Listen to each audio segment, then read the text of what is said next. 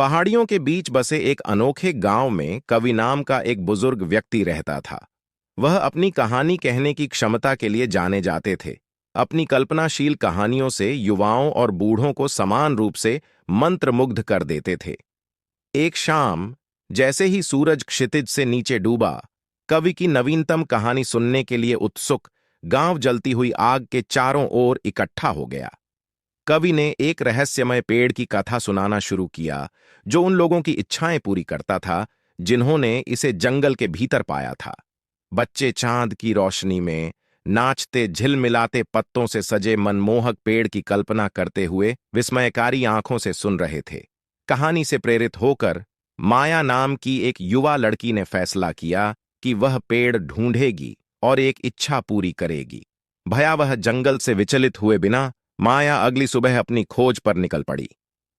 कवि की कहानी द्वारा चित्रित छवियों द्वारा निर्देशित होकर वह जंगल में घूमती रही। जैसे जैसे वह हरी भरी हरियाली में आगे बढ़ती गई, माया को चुनौतियों का सामना करना पड़ा, लेकिन उसका दृढ़ संकल्प कभी नहीं डिगा। घंटों की खोज के बाद माया सुनहरी धूप में नहाए हुए एक साफ स्थान पर पहुंची। बीच में एक शानदार पेड़ खड़ा था। उसकी शाखाएं तारों की तरह चमकती पत्तियों से सजी थीं। खुशी से अभिभूत होकर माया ने पेड़ से अपनी हार्दिक इच्छा व्यक्त की। जैसे ही वह गांव वापस आई, माया ने अपने चारों ओर परिवर्तन देखा।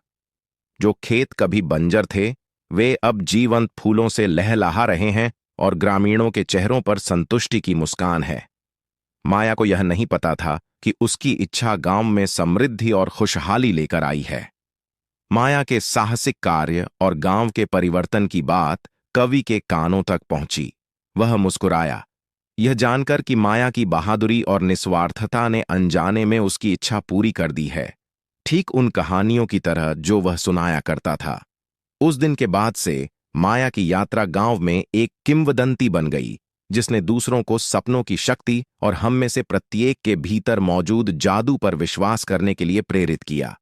ये कहानी पीढ़ी दर पीढ़ी पारित होती रही और सभी को याद दिलाती रही कि कभी-कभी सबसे बड़ा जादू हमारे इरादों की पवित्रता और हमारे सपनों को पूरा करने के साहस में निहित होता है।